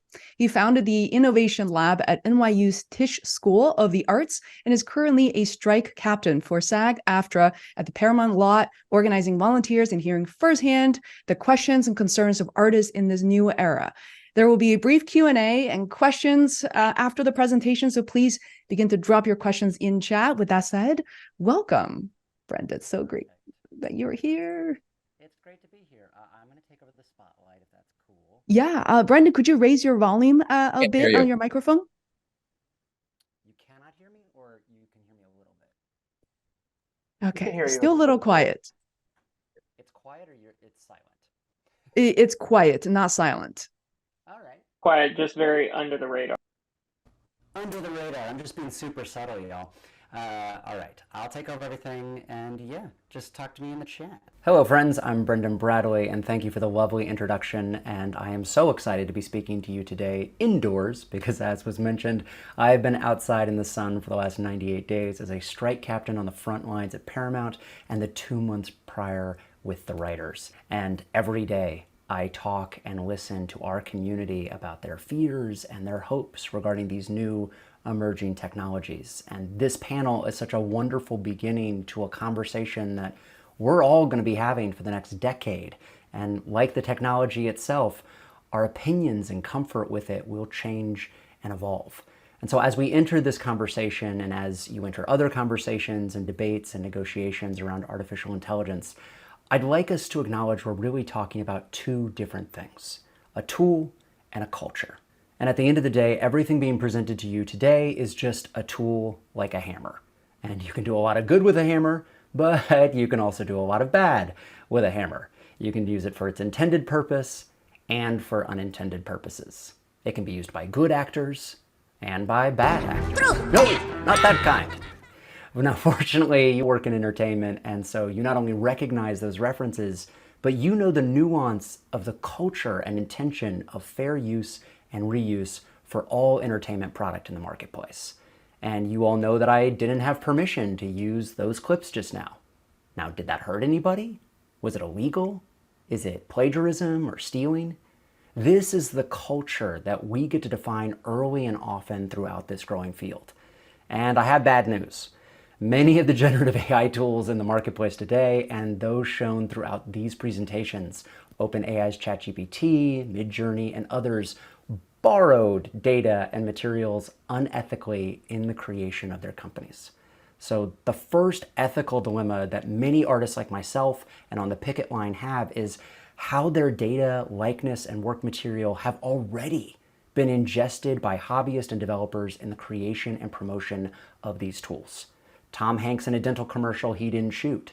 Drake releasing a song he didn't produce, Jane Friedman selling books she didn't actually write. Whether you're an entertainer like me who's integrated these technologies into every facet of my career and even created a lab for this work at New York University, or you're one of the actors on the picket lines that believes there should be no AI in anything, one of the largest anxieties around AI is that the very culture of AI currently has been celebrating these bad faith uses of the tool.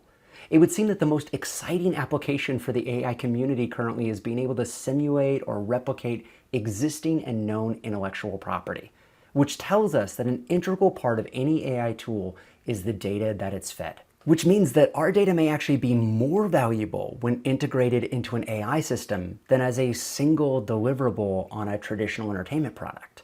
And if my work has exponential use, shouldn't I receive exponential compensation? I genuinely want to know. You can let me know in the chat how we're feeling about this so far. You know, if my work has value of a single dollar sign when doing one film or one commercial or TV show, how many dollar signs should it have when used in an AI system? Is it 1 to 1, 1 to 2, 10 times, a fraction of 1? There's no wrong answers. I just want to see how we're feeling right now. Okay, and as those are coming in, let's go a little deeper. If it required a high volume of recognizable data to build these tools and systems, won't it require an exponential volume of recognizable data to refine and improve them over time? This is no longer just a concern of my fellow artist, but of every active user on the internet, whose data may be used to train these systems whether they know it or not. So how do we frame these very real concerns of the artist I'm speaking to every day on the picket lines? I call it the 3 C's, or 3 considerations: consent, credit, and compensation. Put another way, do I get to decide each and every time my data and work is used? Do I and others know each and every time my data and work is used? And do I receive an exchange of value each and every time my data or work is used? And the Copyright Office has decades of good guidance here, from Bette Midler's voice, to the use of an actor's likeness in Back to the Future, to recent legal cases regarding the work of authors, visual artists, and Getty Images. So far, we have no reason to believe that we're going to reinterpret decades of case law. And Americans in 30 states own their likeness, and all Americans own their privacy data. And artists own their original work and creations. The Copyright Office has been quite clear. Only the human-authored components may be copyrighted, and there must be an identifiable human actor. No, not that kind. A great example of doing this the right way in our industry is Indiana Jones. Harrison Ford was hired to appear in a new Indiana Jones product, perform his usual services, but also allow for the use of his past Indiana Jones recordings, which also happened to be licensed by Lucasfilm and Disney, so that de-aging visuals could be done ethically to put a younger Harrison face on a new Harrison performance. I call this the trifecta. Harrison got to consent to this, Harriet is credited for his work and likeness, and I'm going to assume he was compensated, especially because he was still getting to perform the normal job he loves. And this consideration has to be taken for each and every use or reuse. Do those scans get to be used to make Indiana Jones 6 or 7 or 8 without Harrison Ford? And the spin-off video game and the animated series? Not without the 3 C's. The same would be true for any entertainment product currently. That's our current culture in the entertainment industry after decades of standards and practices on union-protected work. So let's try this out. You've heard me talk for a few minutes, and I've uploaded my voice into a website called Ginny that I'll drop a link to in the chat. And they've used machine learning to train on my voice, and now I'm going to use it to generate a sentence I would never, ever say. I'm Brendan Bradley, and I heard there are fancy people on this call, and I really need an agent, so please call me oh my god, I so sad and unprofessional. See? Bad actor. Bad!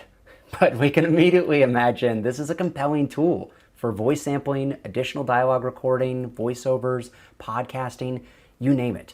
Karen Gelfrey, a very recognized voiceover actor, actually used this on stage at a convention earlier this year for a last-minute commercial audition, showing the audience what she was doing in real time, and she booked that commercial from an AI version of her voice on stage. Consent, credit, and compensation. But this is a website with terms and service. This is an AI machine learning on all the data it's fed. So we need to use the 3 C's. I did consent to uploading my voice data for this specific use. I am crediting both my voice data and the tool being used. And while I'm not being compensated monetarily, there is some value exchange to receiving this generative voice sample to use in this presentation. Now let's look under the hood, and I'm feeding human authored material into a data system, and that system is processing that data to analyze and create a digital replica that can be driven or queried by new prompts or inputs. And now we can generate or express new material from the digital replica. But this is me replicating my voice. What if I start inputting the work of others without their consent, credit, or compensation? And what happens when this goes beyond the voice? Athena and I have actually been a part of a lot of live events that use avatars like digital puppets in virtual reality. I've performed on stage and in headset all over the world at festivals like South by Southwest, Venice, Raindance, and more. And what happens when we create a digital replica not just of my voice, but also my face, my body, the subtle ways I move my head and hands, my gait, my breath, my emotional essence? There's already been compelling research that this biometric data, the nuanced ways we embody the physical world, are as unique as a fingerprint and identifiable to tracking data. And this is what scares my fellow actors on the picket lines. That with enough data, their entire career will become an asset in somebody's library for someone else to decide and profit from their performance. You can ask anyone who did full body scans for some German video games about 10 years ago how they felt when those scans got repurposed in CGI pornography. Already as an actor, I am seeing more and more language sneaking AI permissions into early NDAs for auditions and pitches. I'm not even booked the job and I'm being forced to give over full rights to my creative material, to my likeness. Obviously that can't be the culture of the future of our industry. And that's why so much of SAG-AFTRA's ongoing negotiations are to ensure that any AI language is clear and limited in scope, to make sure there's consent, credit, and compensation. And this will hopefully be used to protect all users of the internet against bad actors. No, not that kind. So let's end by looking into the future. A company I worked for earlier this year used a 30-second video of my face to create a 3D scan and generate a 3D model. I then puppeted this model using motion capture, and they recorded recurring movements, gestures, and expressions as triggerable animations. Now separately, I also created and performed a live musical concert where the audience got a virtual keyboard to type prompts that were sent to DALL-E to generate an image, then sent to Remove.ai to rotoscope the background, and then spawn the final cutout image into virtual reality around us. So the audience was co-creating the world while I performed. That's what's possible today. Imagine how soon these processes can be merged so an AI is driving a digital replica of me to do and say things I did not intend, surrounded by the creation of other artists' work who also did not receive consent, credit, or compensation. We may not fully understand or control every tool, but everyone gets to decide the culture. And that's why I'm picketing on the streets every morning, and that's what today's conversation is all about. So I open it up to your thoughts and questions. So, we may not fully understand or control every tool, but we all get to decide the culture, and that's why I'm picketing in the streets every morning, and that's what today's conversation is all about. So, let's open it up to thoughts and questions.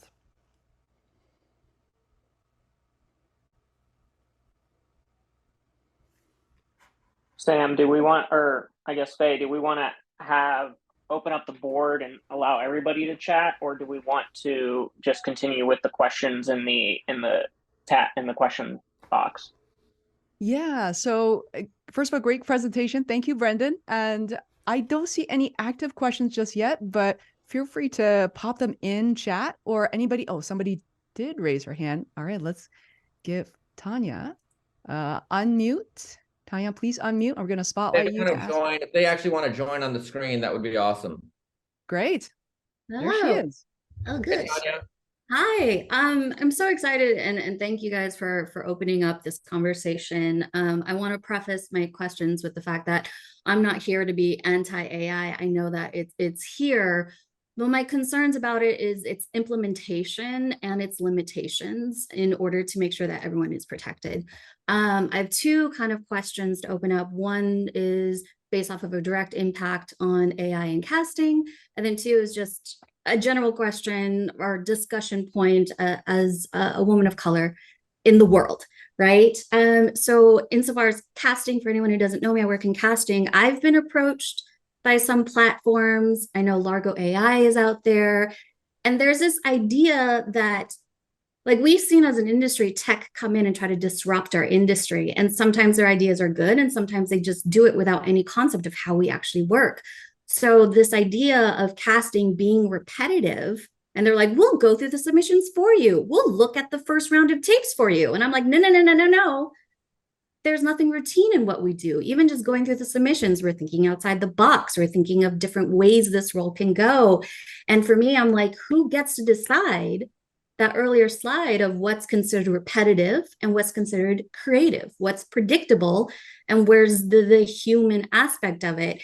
And the danger for me is a lot of these companies that are coming up with the tech and trying to apply it to our industry is that they don't know how our creativity is baked into some of the things that we do. So that's kind of like the first thing that pops in mind about the future of AI as it can help our jobs. And then we've talked at length in this presentation about AI is learning, data integration, and things of that nature. But what I don't hear enough conversation about is how to account for bias in human data, right? Because if you were to do a prompt, for example, you want to write a script about adults with ADHD and autism. Well, the majority of research was done in children and in boys. So there's a stereotype about that. AI is not going to be able to catch that, but it may be training a new generation of writers to reinforce that. If you were to ask for a prompt about the Middle East, is the data that they're going to pull from free of misinformation? Is it going to be neutral? Are they going to be able to know which way and the nuances? Like when we talk about, for example, crime statistics. As humans, we may know that, yeah, there may be a larger number of crime in an area, but it's due to history and decades of, racially biased legislation. But if AI is going through the numbers, like, how are they going to learn those things? And how do we protect ourselves so that we're not just feeding it information that is biased? Because right now in 2023, we already have like hand-washed soap dispensers who can't detect dark-skinned individuals. And so then we're going to trust that an AI is going to come, protect marginalized communities. Like, where's that part of the conversation is kind of my big thing. Got it. And Fei, if maybe we could add the rest of the panel onto here now, and if any other guests want to share their thoughts on Tanya's awesome points, I would like to have it open up a little bit now. Absolutely. So yeah, let's kind of jump in a bit for the open the floor section of this this Zoom meeting. Let's start spotlighting our guests. Fantastic. And Tanya, if I may, because this is a conversation that's been happening in the past 2 days, and I just frankly, what you said is absolutely true. It's not just about entertainment and acting and talent management. People are having questions for healthcare in general, governmental issues. Where is the data coming from, and biases? And AI probably will be biased based on the quality of the data. But I think innately human beings are kind of born having a lot of biased information themselves. We all have biases. So who is better? Which is better? How do we make the data better overall? I think that's definitely going to be a long-term conversation, and it's a very important one. I think it is, because a lot of times the conversation with the strike this year has been a lot about job replacement. But I saw there was this a TikTok or an Instagram content creator who I follow, and he had a really interesting video where he was looking for images of autistic people. And all of the images that got generated were all men, were all white, and for some reason a lot of gingers. I don't know why. And they were all sad. They all looked depressed. There was no prompt in there to say anything other than autistic person. And AI generated all these images that reinforced a stereotype about autism. And that to me was like, that's dangerous. You know, if we're selling this as a tool for writers who have that blank canvas and that's what they're building upon, how do we make sure that the foundation, again, just goes back to like not reinforcing these dangerous stereotypes and biases? Anybody want to chime in? Sure. How you doing, Tanya? Nice to meet you. Great questions. Of course, I'm a person of color, so I completely understand. And the people who are going to care about that the most are people of color. The issue with bias in terms of AI machine learning programming is it's subject to the person who's programming it or the data that's being fed. So if you have a platform that has a certain demographic that's feeding the data, that is what's going to ultimately feed the data towards something else. So as you mentioned, the results weren't optimal for what you were actually looking for. So in turn, I'm more of the product invention type of guy. So what it would look like in the future is just transparency in terms of what is actually being fed to the machine learning model. For those who don't know what a machine learning model is, it's basically where you are training that particular AI agent or whatever it may be, whatever is in that system. So it's taking data almost as if a child were learning to walk. If it falls down the stairs or if it touches something that's hot, kind of send something to their brain and say, hey, look, if you touch this, you're going to burn. So now the kid is like, oh, well, yeah, I'm a 2-year-old. Let me not touch that again because I remember what that pain felt like. So there has to be some type of transparency, whether that's on blockchain or not, where it's on a public ledger with notes in the memo or something where it says, okay, this information was used to feed this particular machine learning model. Aphid, we're working on something called source mapping, where you actually can see where the source of what's being fed into an AI model, where it came from. So if you use ChatGPT-4 or if you use Google Bard, you can see where it came from, almost like a reference or using an appendix or such. So that bias piece is really, really key. And then it has to be regulation on those things where something has to be passed to where, okay, this information cannot be fed in this particular way.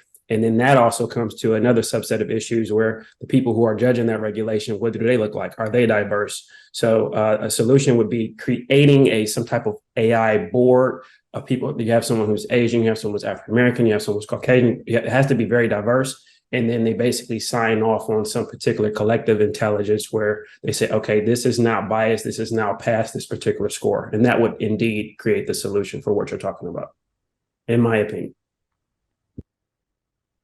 Anyone else? Any other questions? Yes, Brendan. Oh, Brendan, I think you're coming in a little quiet again. Oh, no. Let's use chat if needed, but Anyway, sorry. there you go. It comes down to good citation. I think if we know where the data is coming from, what data was used for a particular result or query, I think that transparency will help us as well, because we can immediately look at that inherent bias within the data that will then inherently bias the result. Fei, do you have any other guests that have any other questions? Let's see. Are there any other questions? All right, let me go ahead and add Anita. Anita there? There we go. Hi there. This has been, oh, can you hear me? Yes. Yep. Thank you. This has been absolutely fascinating. I feel like we could talk for 5 more hours. I know we're getting close to the end of the time, so I just wanted to pop in here and say thank you so much. But I hope that we can do another Zoom call, maybe integrating the metaverse, virtual reality, and augmented reality, because those are some really big spaces out there. I'm a little bit of a techie. I'm with, just so you know, I'm with Eris Talent Agency, and I'm an agent. And that's one of the things that I'm always talking about is just all this new technology and how do we take advantage of it. It's very, very frightening and scary, but it's also just, it's amazing at the same time. And I'm hoping that we can, because there's a lot of scary things to be really wary about, and I hope that the regulations do come about. But I'm hoping that it does open up a lot more opportunity for all of our actors, you know, in this space. And I just heard a little bit about Ray-Ban, how they are coming out with their new, they've had their glasses come out like probably a couple years back, but they're integrating a new system in it to where they have done a partnership with Meta, and you can walk up to anything, any item, anywhere wearing these Ray-Ban glasses.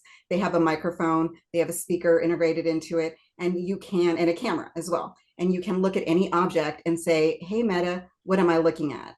And then it opens up a whole board on your glasses of everything that it's seeing. And I'm thinking, just from an agent's point of view, I'm hoping that it opens up lots of opportunity where you can say, you know, what am I looking at? And it says you're looking at a Coke can, and then instantly a commercial pops up, and there's some of our actors there talking about the product, or it feeds into, you know, their commercials somehow, you know, and it's a very exciting time. But I just wanted to thank everybody. Awesome. Thank you so much, Anita. Fei, anyone else that's wanting to comment or jump on for a second during this time?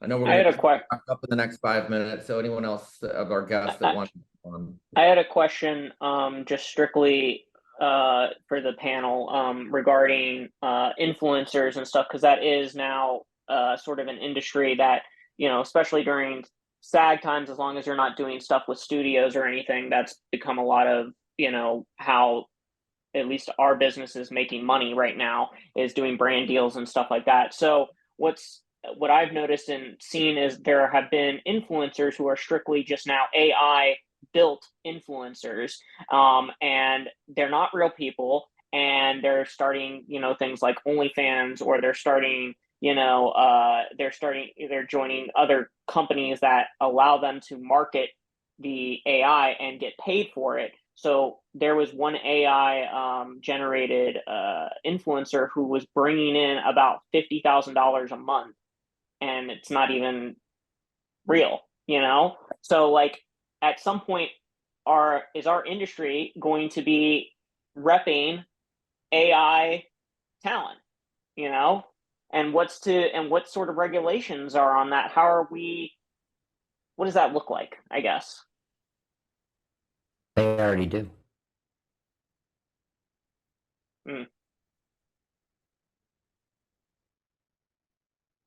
Hello? It's already happening. Anyone else want to chime in? Any other follow-up questions, guys? Feel free to raise your hand, and then we'll bring you on stage.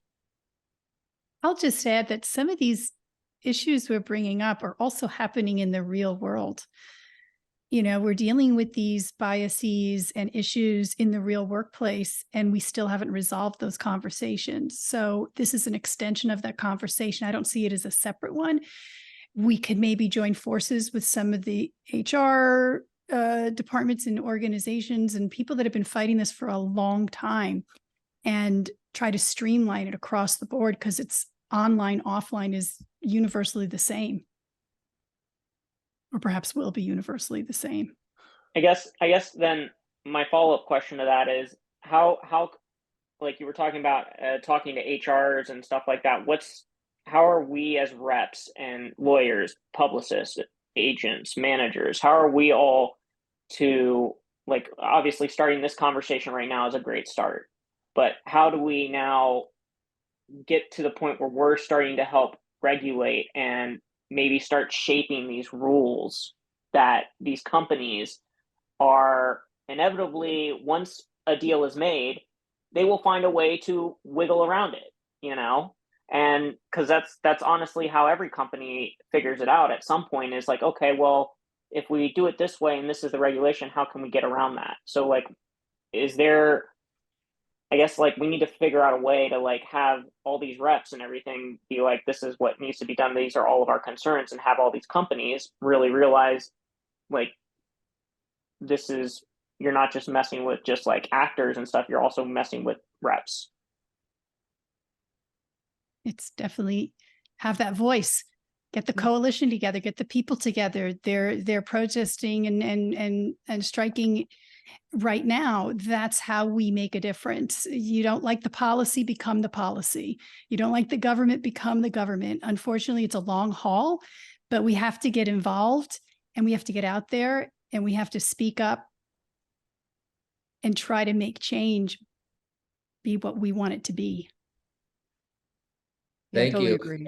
Fei, is there any one last question or one other person wants to comment or say anything before we kind of wrap up here? I don't see any hand raised right now, so I think we could possibly wrap up. I just want to remind everybody that we're 11 months into AI. For the larger community, a lot of things are changing. A lot of things are incomplete and absolutely imperfect. So this is why we kicked off this conversation, and I can't wait for the future ones. So thank you for your great questions. Nelson, I'm going to invite you back to help us wrap up. Well, thank you so much. In closing, I want to say thank you to the panel of guests that did an amazing job. I was blown away with all the awesome information you each provided. I want to thank my co-host Fei, and also my team, and most importantly, the guests that participated today and asked questions and were engaged and joined this conversation. If you have further questions or comments, let us know via a survey that we'll be sending out in the next day or two. It'll help us plan for any other future in-person or Zoom sessions that we may create in this conversation. We've started actually building a resource center website to help educate our guests in industry and AI communities. The site's called the AIexperts.com. It's really in its first alpha development stage, but we're trying to find a way where we're merging AI and entertainment together in this conversation. Thank you so much. Feel free to share this site to other friends and colleagues.